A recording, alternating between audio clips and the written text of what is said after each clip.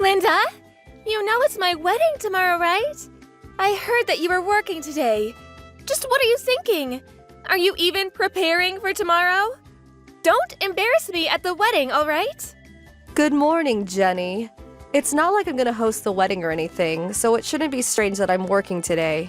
I already have the bare minimum prepared, and the wedding's only a short walk from where I live. I should be fine as long as there's no emergency. You sure about that?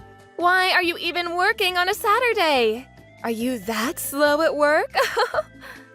I always go to work on Saturdays. Huh? Salons in this area are closed on Tuesdays. You go to one at least once a month, right? You should know this. The salon I run also has days off on Tuesdays. That's why I'm working today. You are a hairstyler, Linda. Yes. And you run a salon? Yeah, didn't I tell you? Oh, I see. The customer's going to come soon, so bye. Hey, why are you not here? Linda, the wedding's about to start. I asked you to take care of the reception, right? I had a friend who came early to do it instead since you weren't here. You need to make sure your wedding gift is a hefty sum to make up for this, all right? Huh? We just got news that you were in an accident and were brought to the hospital. You just ruined my wedding. I noticed that my brother wasn't here as well, and apparently he went to the hospital to check in on you. You don't want to come to my wedding that much, huh? Can you not do anything that will stand out on my special day? I won't just let you cancel on me, obviously. It's fine if you're late. Just get here with my brother as soon as they're done with you over there.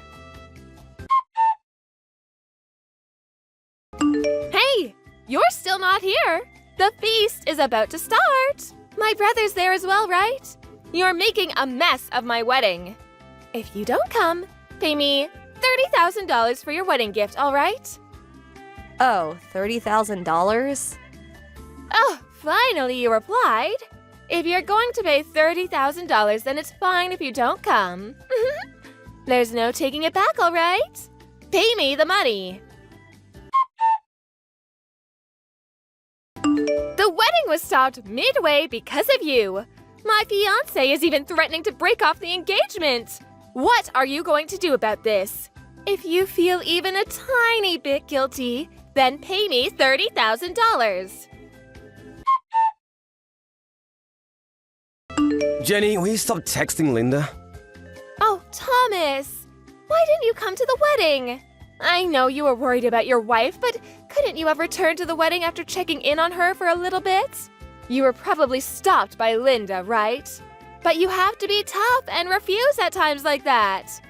It was your adorable sister's special day after all. This was probably one of the reasons the wedding was canceled. Linda only thinks about herself. Jenny, didn't you hear from Mom what happened to Linda? Huh? Didn't you hear she got in an accident with? I think she did say something, but I was too shocked the wedding was canceled to have heard. And I'm currently locking myself into my room to show that I don't want the engagement to be broken off. My happiness and my future are on the line right now. Who cares about all that? We can think about it after I get married. So, you don't even understand why the wedding was cancelled and why our engagement is going to be broken off? But there's no reason for such terrible things to happen to me. Just listening to it is a waste of time. I don't know if you've given up and accepted the situation or if you just really don't get it. What? The reason our wedding was cancelled and your engagement is about to be broken off is because the driver who bumped into Linda is a guy you're cheating on your fiancé with! Huh? Apparently he heard about your wedding just this morning and drove straight to the wedding venue. He was in a hurry and ignored the traffic lights, which is when he ran into Linda crossing the street. What? Apparently that's the explanation he gave. Seriously? Linda's... The accident happened right after I went home because I'd forgot something and returned to the wedding. Thankfully she'll live, but she had to be hospitalized since the injury was pretty serious. It was that bad? But she replied to my text about the $30,000. That was me. Huh? Her phone didn't break in the accident. I decided to hold on to it for her, but your messages were so annoying that I replied just to shut you up. What's What's your problem? So you're going to pay the $30,000 for her? $30,000? Who said I would be paying?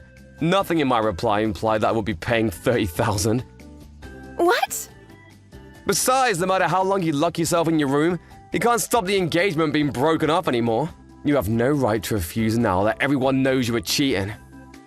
But... Also, I have no idea how the wedding being ruined is Linda's fault. She's a victim here, not you. Why? Because if you hadn't cheated, then this guy wouldn't have rushed to the wedding and hit Linda with his car. I'll be at the hospital taking care of Linda for the time being, so I didn't have time to take part in this mess you've made. Thomas? Don't text me. Why?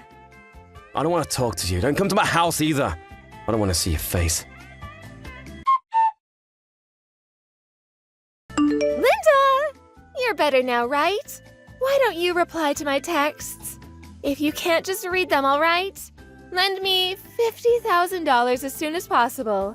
There's an ATM at that hospital, right? I'll tell you my bank account, so just deposit it there. Oh, and don't tell Thomas, okay? He won't approve if he finds out. Hey, Jenny! What? Thomas? It's been a while since we talked. What is it? Didn't I tell you not to message Linda? What? She told you? I noticed she was getting notifications. Linda still can't move her right hand. I was just on her phone sending replies to text for her since she couldn't type, which is when I noticed your ridiculous texts. The timing. You really don't give up, do you? The $50,000 is the total amount of money you need to pay, right? The cost of the wedding plus the fine you had to pay for cheating on your fiancé. You were even asking for $30,000 as a wedding gift last time. Linda owns her own salon, right? That must mean she makes a lot of money. So $50,000 should be fine for her. I'm saying that there's no reason for her to give you any money. Just who do you think you are? But who do you think is to blame for my engagement being broken off? You, who cheated even though you're about to get married. Who else is to blame? If Linda didn't get into an accident that day... She only got into an accident because you cheated, remember?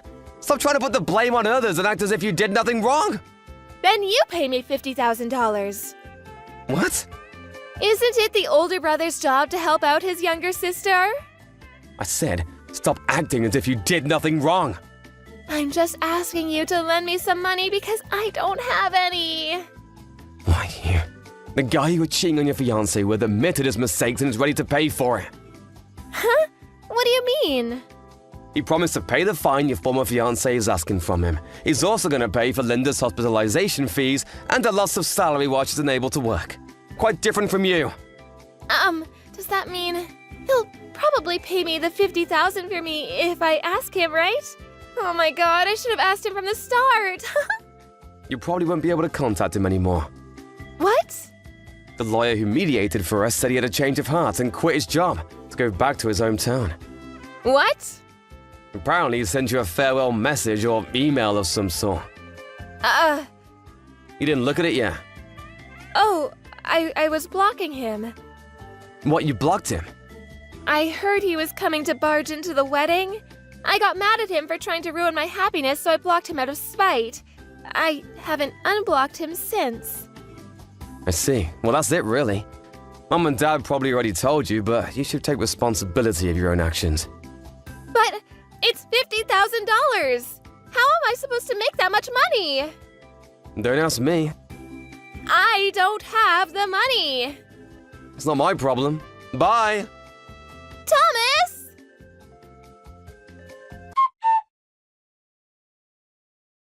Our parents paid for the $50,000 Jenny was being fined for, but they told her that she would have to give it back.